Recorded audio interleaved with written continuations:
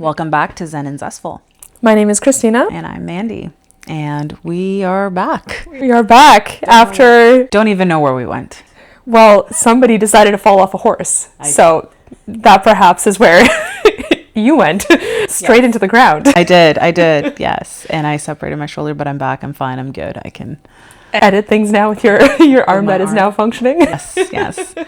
It's a valid excuse, man. I think it's a great excuse. Yeah, it's a reason. It's not an excuse. It's not an excuse. It did really force me to reevaluate how I train because I had to slow down, and then I had to lower my weights, and then I had to do things very differently. And now I understand all the stuffs around rehab and people talking about how you have to change your training. You don't stop your training. And it's been very eye-opening. But there you go.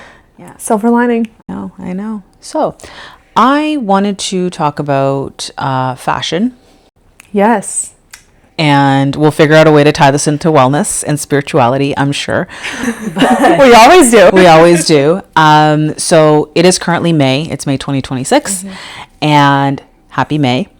It's May Day. May Day. It's a big thing in Europe. It is a big thing in Europe. In April, actually over the last couple of months, I've been seeing a lot of shit around lawsuits being filed against all these massive companies. So Lululemon, I know you were a big fan of. I might shit on them during this episode. That's fine. So any hopes you had of sponsorships may disappear, but we'll pitch this. Hey, look, we'll I still love Lululemon, but I understand. Lululemon, Shein, Temu, all these companies are coming under fire over the last couple months over the use of forever chemicals in their clothing. And a lot of clothing now, it's very, very hard to find organic, real clothes because most clothes are synthetic fabrics and materials. And this is obviously causing a lot of problems for many people. A lot of people are developing skin sensitivities. A lot of children are developing all kinds of shit that we never had before. There's a big concern around people's fertility rates. There's a big concern around cancer rates and everything. Clothing is becoming a contributing factor to this. And we can't walk around naked. We need clothes. So it is a need. And that's kind of what I wanted to talk about today. And also just how clothing and fashion how yoga has now somehow been tied into fashion. And there's this yoga aesthetic and yoga fashion, which was never a thing before. Never a thing. But it really ties into a lot of different, I guess, subtopics, but I really wanted to dabble into where the fuck we're going with our clothes. Yeah, and I think that's such a valid point. And I mean, like you said, we need to wear clothes. We have them for a reason, to protect us from the elements, etc. But when you're thinking about a yoga class too, you are sweating in these clothes. Yeah. And I mean, I'm not a dermatologist, but I would imagine when you are sweating, your pores are more open. Yes. And potentially, this is again just complete conjecture because I'm not a scientist, but then chemicals maybe get into your skin a little bit more. I don't know how that works. Do you know how that works? Yes, I looked into it briefly, and someone had also sent me something a couple days ago about this. Bathing suits. Oh. Okay. So materials for bathing suits they're not clean fibers. It's not like everybody buys cotton bathing suits. This is true. Never bought a cotton bathing suit, and it's a lot of synthetic fabric. So when you're wearing a bathing suit in a sauna, which is huge in the wellness community, you're sweating all these toxins out, but because your pores are now open, you're actually absorbing them right back in. And that's kind of been something that's been coming out more and more as they're doing research on this. It's your bathing suits and your sports bras or your boxers or whatever it is that you're wearing that you're sweating in. As you're increasing the heat and your body temperature and your pores are opening up, you're just putting all that shit right back in. And people forget that your skin, it's one of the biggest organs in your body. Yes. But yes, it's waterproof, but it absorbs everything. Yeah, it's not like plastic. It's not plastic. No. So like you put cream or oil or lotion, it's literally seeping through. So why would that be different for clothing? My mom, she's allergic to wool. So when she wears wool, she gets like really itchy and rashy. I have insane sensitivities to certain laundry detergents. So if I wash my clothes in them, I'll develop like little tiny bumps on my skin. Yeah. So I have to be super careful with what kind of laundry detergent I use. And that's something that's been washed. Like that's a clothing item that's been washed and it's still in there. So your skin is very prone to absorbing anything that it's exposed to. Totally. And as somebody with allergies, like if you were allergic to nylon, you'd be fucked. Yeah, it's so true. And like I totally get the sensitivities, and I'm sure lots of people have experienced that as well. Like it really doesn't take much sometimes to have a reaction. Yeah. So Shein, which is a very popular low-cost brand out of China. I'm not sure where they're originally based out of, but everything's made in China. And that we can talk about the impacts of globalization too, if you wanted to. I could really go in many different directions with this. Many different directions with this. And I understand it's very, very expensive to mass produce really anything in North America. The cost of labor, the laws surrounding it, and everything else that goes into play. It's a lot of money. So if you are a business starting out, you're going to look for cost-effective measures to, increase your profits. So Shein has come under fire for the chemicals that they are using in their clothing. A couple of years ago, I think they came under fire for like shipping and tariff related issues. Okay. So I think they ended up paying like $800,000 for whatever dinky little lawsuit that was. This is a little different because this is having a direct impact on people's health. So they did third-party testing and they found that the chemicals that Shein uses are actually 3,000 times more than what the legal limit allowed is. For the fact that there's a legal limit allowed of how much you can use that's a whole different conversation. So some of the chemicals they found was formaldehyde, which is actually used to preserve dead people. Yes. Which is what they're using in your clothing, and the chemicals they're using for the dyes and the colors to get all these vibrant outfits is insane. And you're paying like $10-15 for this outfit you're gonna wear once in Cuba or where the fuck you're going. If you're buying stuff from there, you have no idea, and not everybody washes their clothes. That to me is crazy. Like you buy something, you don't know what factory it was shipped in, and you don't even wash it before you wear it. I have a story about that. Tell me your story. So in university, I was going to the Edmonton Max prison. And it was for a school thing, not for like... You weren't just going to prison to hang out. I was not just going to prison to hang out. And I was wearing this new top that I bought at Winners. And I'm like, oh, I'm so cute. I'm like, whatever, 20. I have my little business casual outfit on, whatever. So I go, and then you have to get drug tested as soon as you go in. They like swipe your glasses, your belt buckle, whatever else they decide to swipe. Anyways, I came back positive for drugs because they swiped my shirt. And I hadn't washed it because I thought, oh, it's a new shirt, whatever, I'll just put it on. And then I was like, holy fuck. And it wasn't an insignificant amount. And I was lucky because I was meeting one of the... Hold on. Yeah. You're wearing a shirt you bought from Winners. Yes.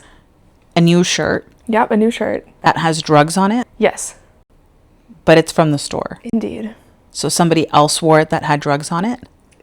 My thought, well, who knows? Maybe that's part of it, or maybe who knows where it came from, or Winners is shipping cocaine through. I don't know.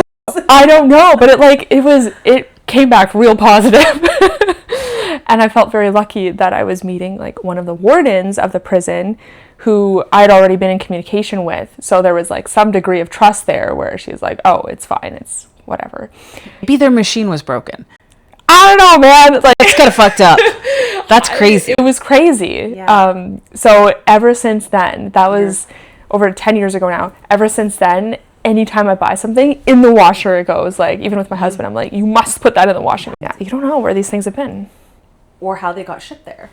Apparently with a bucket full of cocaine, in my case. I don't know. Jesus. We've normalized this culture of like, oh, everything causes cancer. Everything, when you talk to someone and you try to explain to them that you're trying to be healthy or you're trying to, live well. Yeah. Well, we're all going to die of cancer. It's like, well, yes, that's not normal. That's not a good thing. Yeah, we don't need to accept that. No, and it's such an insensitive thing to say because it tells me that either you've never watched someone suffer with cancer, you don't know what the costs are surrounding that kind of lived experience and how that's going to impact you for the rest of your life. Mm-hmm. If you have a family, would you not want to be there for your family without the cancer scare. But why is it so normalized that we are just supposed to get these health ailments that are completely preventable and completely unnecessary for us to have? And it's a terrifying time to be alive, because every which way you go, everything is almost like out to get your health. So the clothes, the food,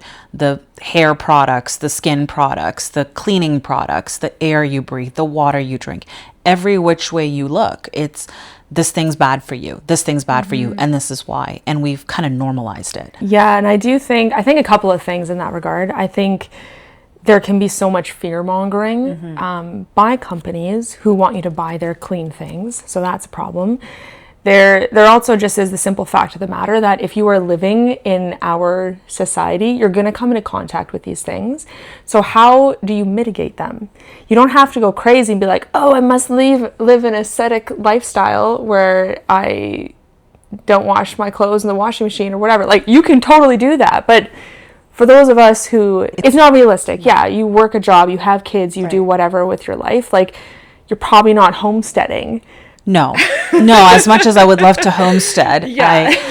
So the cost of these items, it is easier to produce synthetic fabrics, right? Like polyester and polyester and all these other fabrics that they use. If you look at the ingredients on the back of any clothing item, it's very rare to find something that is 100% cotton. It's 100% linen. It's 100% wool or bamboo.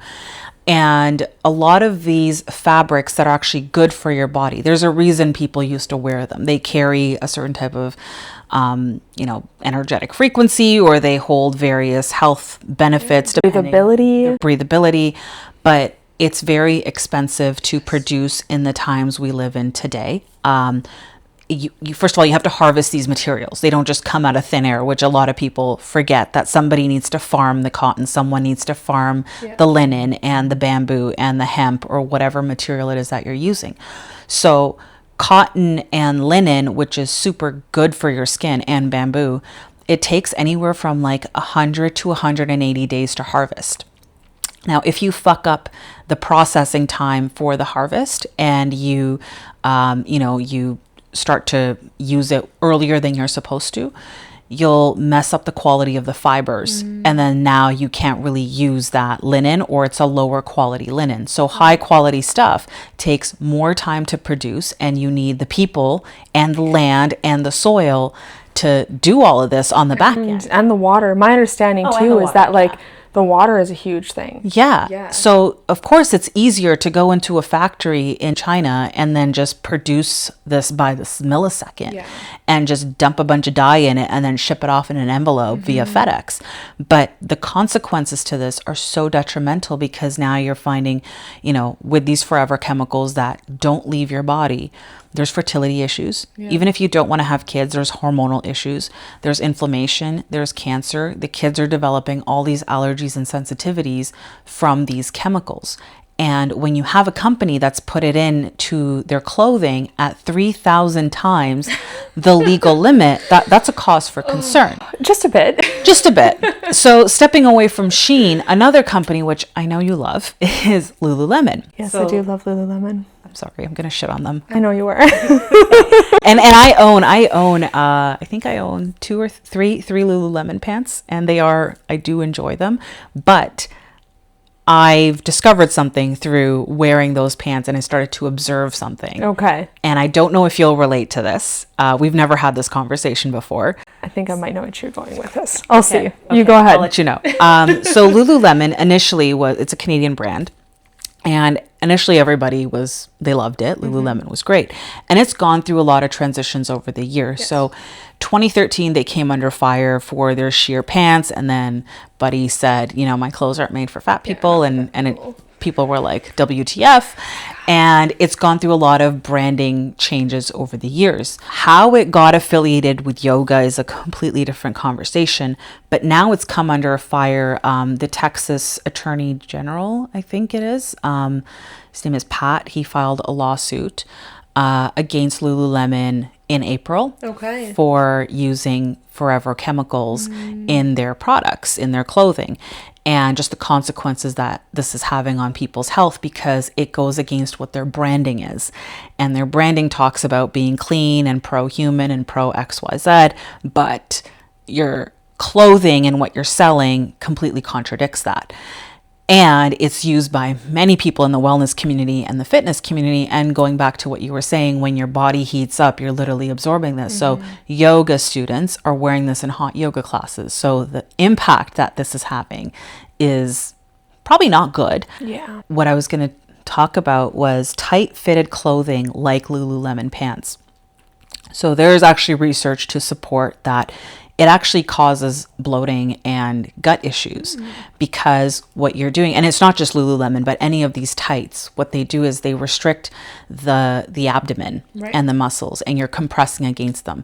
So because you're compressing against them, if you're wearing a size too small, or you're wearing something that's completely restricting your blood flow, and you're wearing it 7, 8, 9, 10 hours, you're going to start to bloat and get gassy, and it's going to impact your digestion because you're literally squeezing everything together. And so it's like, I wonder if this is true. So I did an experiment with where I took a picture in the morning before I wore my red Lululemon pants. And then a couple hours later, not even like 2 hours later, I'm like bloated AF, right? And I was like, could be a coincidence, right? Next day, I wore my mountain equipment, like just regular sweatpants. Same thing. Tried it out. They're not super compressy. They're just regular sweatpants. No bloating. I'm fine. And I was like, interesting. And I was like, could be a coincidence. So I did this for like 2 weeks, not just with Lululemon. I tried my Nikes. I tried my Under Armour, tried the Lululemons. And then I would alternate between regular sweatpants that aren't compressing. And sure as shit, every time I'd wear something that was super compressive, over like after 2.5, 3 hours, I would start to bloat and my stomach would start to pop up. Interesting. Over the pants. And I was like, maybe I'm not fat.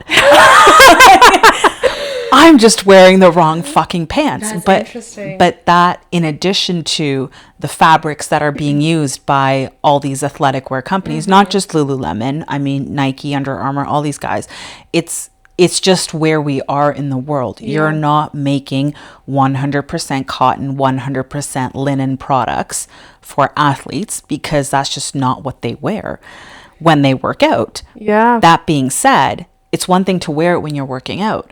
This shouldn't be your day-to-day attire for 12 hours a day. That is something different. And even as a yoga person, I don't tend to wear leggings that long. Like maybe I will. Also not your attire for the entire day. No, it's not. Like sometimes I'll wear like at home really loose leggings that are so stretched out from having them for over 10 years. Right. But like I don't really tend to wear leggings at home that restrict like that. Everything you were talking about reminds me of when I was going to talk about going to India again. I should bring my tinfoil. I should, you know what I'm going to do? I'm going to create a baseball hat similar to one we have at work, where I'm going to cover it in tinfoil. And I'm just going to put that on, because there's research to support all of this. Yeah. So I'm not talking out of my ass. There's things you can read that will support what I'm talking about. I understand. And to me, all of this, like I've bought and loved Lululemon for years, and I'm sure I'll continue to do so. And I recognize chemicals are bad, and I mean, there's nothing much more to say about that. But when I was going to India a couple years ago to do my 300-hour training, it was Indian summer, so heat was a consideration for me. Also, just being in India, which is not Lululemon Central, even though it's like the birthplace of yoga, believe it or not, it's not everybody is wearing Lululemons, and the culture being what it is, like it's not a thing to walk around in your athleisure wear like it is here. Well, it's also not a country where you are going to attract that kind of attention. Exactly. And no matter whatever, I'll share a story about that in a second. But so all this to be said, I was trying really, really hard to find cotton or linen yoga pants in particular. Okay. Because I thought, oh my God, it's going to be 40 degrees. I need something that will breathe. I also, one of my other criteria was to have like it be tight on the bottom of my, like where the ankle is, because I was planning on doing inversions, and I don't want the pants to like fall down my legs either. So I looked everywhere. I could not find anything in person, any kind of Canadian company that fit those two criteria. There was one place in Australia that I found, but the shipping was going to be insane. And then you might say, oh, how about you wait until you get to India? The cost of shipping, of making one item out of linen that is high quality is up to $50 of that one item. Yeah. There's no way you're getting anything for less than that. No, absolutely. Yeah. But like even keeping the no money filters on or whatever, like I still wasn't finding anything. And in India as well, like if you're walking around the markets and stuff, all of those things are not cotton or linen. Like I did buy a pair of pants because I was like, haha, it's like fun and hippie-ish and whatever. So, but they're not, they're synthetic materials because they're all made for the tourists to come and buy, and like they look like linen or cotton, but they're not real. They're not real. So it was this whole thing, and all of this to be said, I did end up packing Lululemon leggings because I'm like, what else am I going to wear? I found this one other pair of Adidas pants. They were longer and flowier. They didn't have the like ankle cuff that I wanted. They looked like they were cotton when I ordered them online, but then they came and they're some sort of synthetic blend. So then they were so hot, I barely even wore them. Within the school itself, because it's all foreigners, so many people are wearing leggings. Like it's like I was trying to be culturally considerate as well, and I know that the teachers are used to all these Westerners coming and whatever. So in the school itself, I would wear the leggings because I had nothing else really. Whenever I left the school, I never wore them. Like, and I know some people that did, and they attracted unwanted attention. If the spot that I was in was a little bit quieter, it wasn't main city area, and so that was less of a problem for some of the women. But I went over to the main city area with a group, and there was this one girl, and she was wearing what people in Toronto might be wearing when it's 30-40 degrees on a regular day, like very low cut top. It was, I think, a very short skirt, and it wasn't just that she was attracting attention, it was like nasty, scary kind of attention. Vultures. And to a point where it just like didn't feel safe to kind of like be with her in a group. That specific statement that you just made is different parts of the world. When you're going to a different country, you're going to a different community, you're going wherever the fuck it is that you're going. People don't live and perceive the world the same way you live and perceive the world. You have to be very mindful of where you are and what the fuck you're wearing. Not simply just, oh, there's a woman walking around in shorts. And it shouldn't be that way. We all agree it shouldn't be that way, but guess what? It doesn't matter. But that's not the way it is, and unfortunately, it's the reality of being, a woman, and what you wear does impact how people are looking at you, and there are going to be times where it's not safe because, a moral person. A person who shares the same morals as you would look at you in a short skirt and a low cut top and be like, okay, cool, there's a chick walking.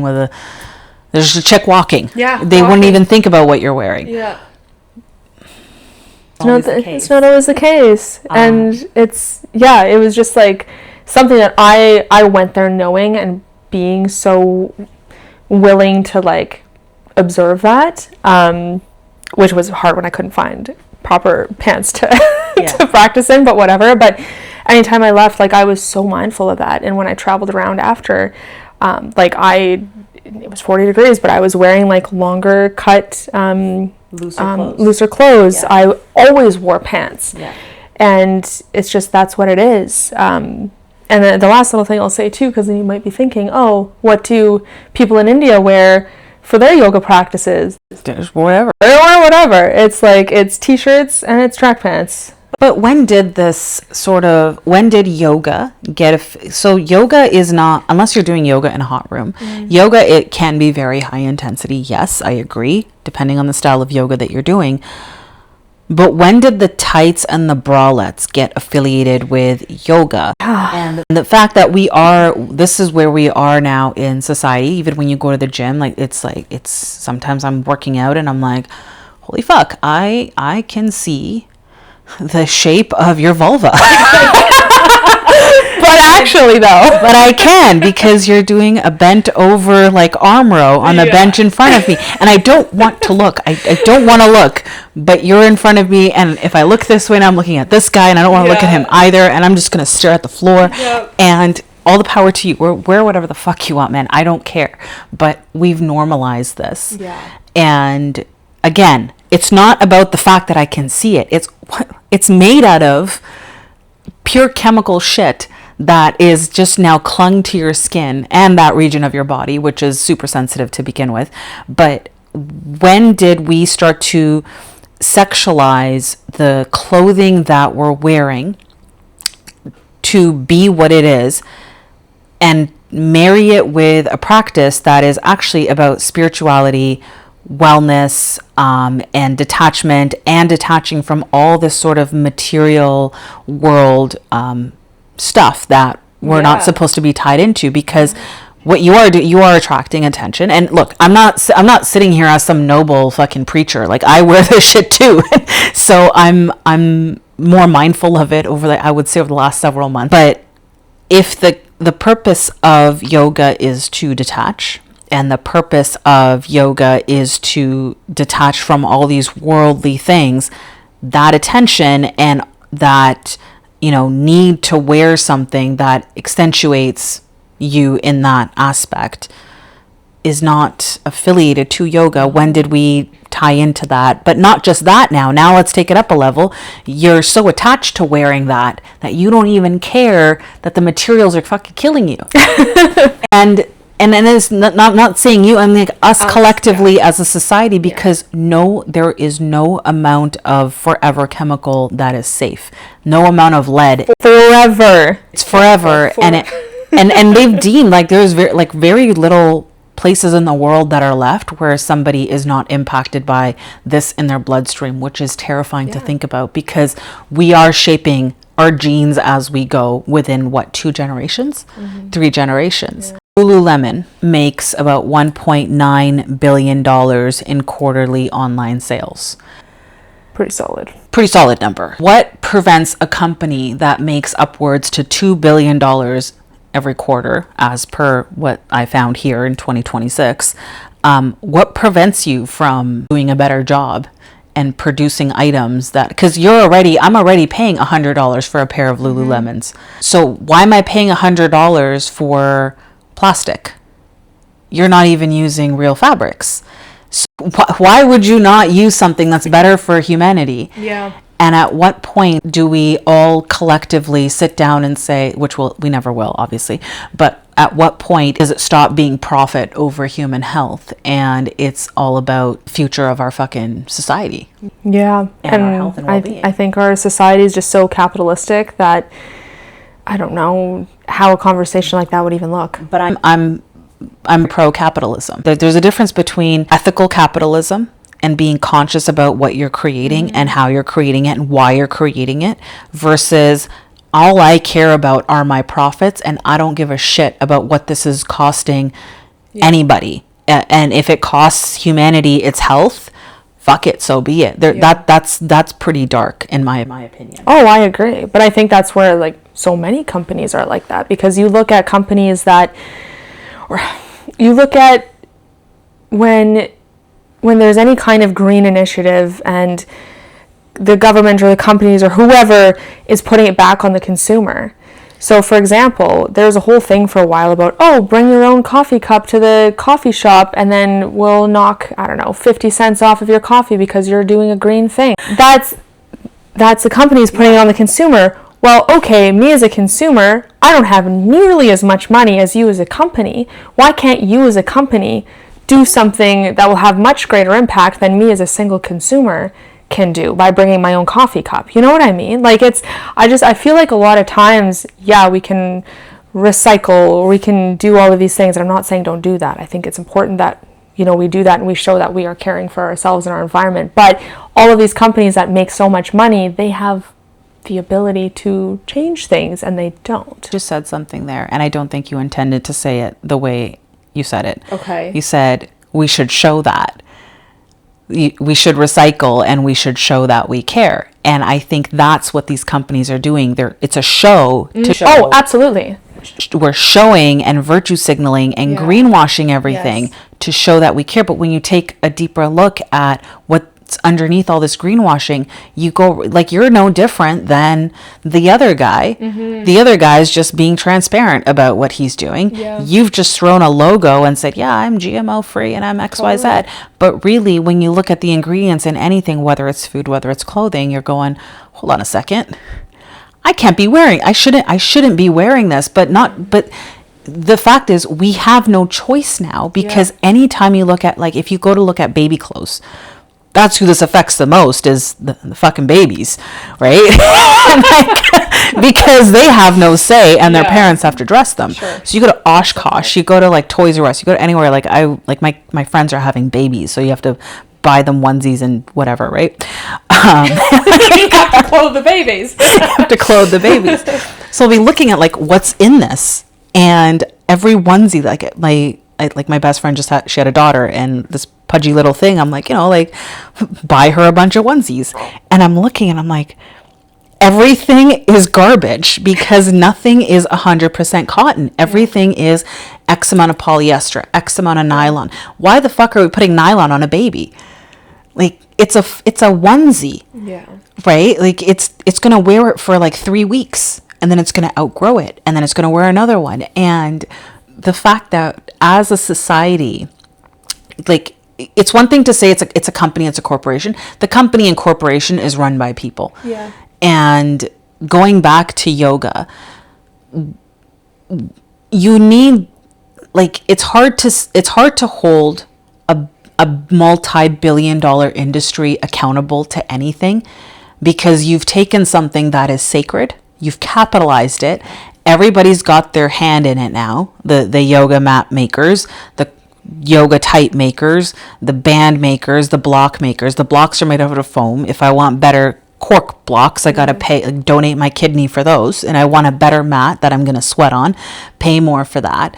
Everything is a cash grab for something that is intended for your well-being. Let me contextualize it. So in the Hatha Yoga Pradipika, which was written in the 15th century, so I get it some time ago, it was by, I'm going to get his name wrong, Swami Swadamarama. The Yoga Pradipika is a seminal text. It basically put together a whole bunch of teachings from his time, but then also his own reflection. In the Pradipika, he writes what you need for a practice, what you need for a yoga practice. All it is, the room should be clean, it should be comfortable, it should be free from insects and animals, you should have enough rooms. So no goat yoga or puppy yoga? Unfortunately, yes. Okay. Yes. He actually gives they're in cubits, which I think is like 6 by 6 feet. And then he also goes through 10 rules of conduct and 10 personal observances that one should have when one practices. And all of this being a successful yoga practice is basically in a quiet place where you're being honest, you're pure of heart, you live a moderate lifestyle.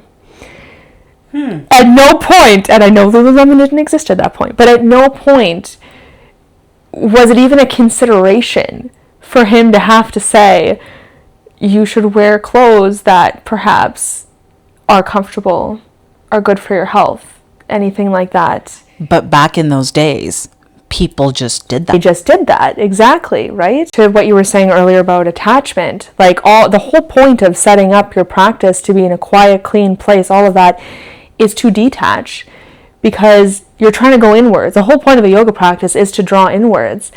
So what's your say on content creators who are self-proclaimed yoga teachers who will go on about their shopping haul on tights and look at my cute fit for my yoga class or my gym class or whatever class that I'm going to, but when it's specific to yoga, what is that saying? Because why do I need to look cute to go to a yoga class. If I'm going to the yoga class to clear my mind, the fuck do I care what I'm wearing? And we've all been guilty of this, eh? We've all 100%. We've all done this. And I post yoga stuff frequently. I wasn't even thinking about you. I was thinking about somebody else. That's fair. Yeah. No, and I think when you think about yoga teachers posting on Instagram, just in general, let alone the whole clothes thing, I know many people have difficulties in like rectifying the dissonance that creates, because I think in a perfect world, you wouldn't be posting on Instagram about you as a teacher or your practice or whatever. But like in a very realistic world, which you and I live in, we need to brand. You need to brand and you need to share. And the positive side of all of that is that you get to share with people all over the world. I've even had yoga students who have come to my classes in Toronto, but then they move halfway across the world, and I can still stay in touch with them. I can still share things that they were getting from my classes in person. And I think that is so powerful. But I know it's really hard, and it's always been a topic of conversation online. There's an Indian teacher that I follow on Instagram, and he talks about it. Is it Yoga Prasad? Yoga Prasad, yeah, I love him. And he brings that up a lot because it doesn't make sense together. It's a lot of contradictions. It's a lot of contradictions, but you have to learn how to weave them together in a way. You do. That being said, I think that that's a conflict for a lot of people, because on one hand, I'm trying to follow this way of life that is, it's very rigid in some sense, because it doesn't actually fit into the world that I'm presently living in. In this modern world where everything is run by technology and branding, and I have to resonate with the people around me. Because if I don't resonate with them, they're not going to follow. And if they don't follow, I don't generate income, and I need income, right? I get it from that perspective. But then on the other hand, there's people out there that have zero awareness of what the yogic philosophy even is, or it is that rigid way of life. So for them, it is like when you see like OnlyFans models or all these people that have taken something so sacred and they've sexualized it, and that's their platform is sexy yoga, which, hey, it's working for you. I'm not, who the fuck am I here to judge, right? It sends out this message that sexualizes a practice that is anything but. And that being said, there's Tantra, there's all these other things. That's a whole other conversation. I was actually going to bring up Tantra in a different aspect in a second. Yes, but I think it's the commodification of something that, again, is sacred, but not now. It's gotten to the point where we've commodified it to the point where we're actually harming our health, because we need these yoga pants, we need these bralettes, we need all these items, or we think we need them, and they're detrimental to our health. What were you going to say about Tantra? About Tantra, you say the word Tantra and everyone's like, oh my god, it's yogic sex or whatever, and it's not. There's so many different forms of Tantra, but at its base level, Tantra is experiencing life, and experiencing life as like a secular being who is spiritual. So I look at it a lot of Tibetan Buddhism, and with Tibetan Buddhism and the way that my understanding of Tantra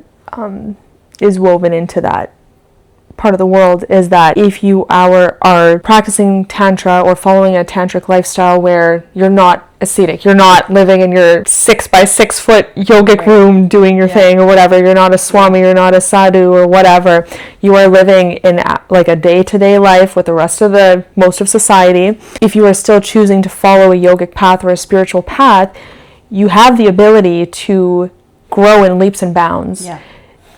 In a way that those that practice an ascetic lifestyle don't, because you are having confrontations with people, you have to live life, you're having life mirror things back to you, you're not escaping your experience. Exactly. And all of these experiences can lead you to grow quite substantially spiritually, because it's so hard to live in a society to be mirrored back. And I think there's a lot of power in that, but in that same vein, you also have to be very steadfast in what it is that you believe in, because if you're in your little yoga box, it's a lot easier to not be confronted. And it's a lot easier to escape, because you can just bypass a lot of things, like the spiritual bypassing concept, where you refuse to be confronted or acknowledge the impact life is having on you and you're having on other people around you, because you can just bypass around it. When you do a yoga class,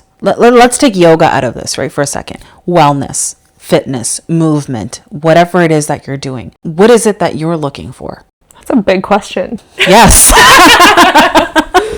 What are you hoping to, what is your goal, and what is it that you're hoping to achieve when you're doing these things? Did you say we're taking yoga out of this question? No, is it just not to just fixate on yoga, because not everybody does just yoga. Sure. I love to feel so healthy in my body that I feel capable of anything. Would you not agree that many people share that same view? I would agree. Is it not counterintuitive then to put this shit on your skin that is literally doing the polar, like, on one hand, we're working out to rid the body of its toxins. We're creating movement. We're trying to get fluidity. We're trying to do all these things to be better day in and day out. Not just you and I, anybody that's in the fitness world, right? And then we're confronted with more challenges as we're doing the thing, unknowing. Like, it's not like I'm sitting here and I can feel the toxins going into my fucking skin. I would be concerned if you said you could. It's not like you're sitting in a sauna and you can feel your bathing suit material seeping into your skin. It's silent. It's invisible. You don't even know that it's happening. But at what point do you think that there will be a time in our lifetime where we've collectively all had enough, and there's actually a parallel world where we are creating better, and it is something that people can afford? Or have we gone way too far? Because the fact of the matter is that the reason that we have to buy this shit is because it's way too expensive to produce anything that's good for you. And should anything be good for you and get produced, somebody else comes along and buys it out. Like my bag of chips that had avocado oil and not canola oil. Another company bought them out. And now I'm sitting here going, what fucking chips am I supposed to eat? That's annoying. What a first world problem to have. Okay? It is. I'm not oblivious. Good. But do we as a society, because you and I are having these conversations because we have the time to sit here, A, talk about it, B, do the research and like dabble our brains into the stuff. Yeah. The average individual, let's say a mom of two, or, you know, the person in university, or the person juggling 2-3 jobs just trying to get by, they don't give a fuck. They just need an outfit to wear to wherever they're going. Yeah. They don't care about these things. And even if they do find out that this is seeping into their bloodstream, what are the options? What the fuck are they going to do about it? Right? 100%. And sometimes you don't find out till it's much, much later. But where it's scary is we're at this point where we've never had this many ailments. As much as people want to sit here and say, well, our life expectancy is so much longer than it was before. We've never had this much cancer. We've never had this much autism. We've never had this many like neurological issues. We've never had this many allergies, sensitivities, skin issues in a society before. Where do we go from here? Yeah. And I think... No, I don't expect you to answer that. No. And I'm not going to. But like, I think part of the problem is that a lot of our society is so individualistic in how we think and doesn't come together. And... which is disappointing, because I like to stand up to all of these companies like Shein and whoever, like Temu, who are making billions. What do you do with that? Like, what do you do with that? I'm a company making billions of dollars. Yeah. I would be so out of touch with the average person and what I can afford to be healthy. Yeah. I don't care if the lady making minimum wage can afford a healthy lifestyle or not. I just need to sell my product. Yeah, it's tough. And like, I remember the very beginning of when everything was starting to go down in 2020, that I had this glimmer of hope that everybody was going to come together. And at first everybody was. When we were singing Imagine? Oh my God. Those of us that were not delusional, perhaps, shall we say, I thought, wow, this is an opportunity for everybody to really come together in a way that hasn't been done necessarily before. And then that fractured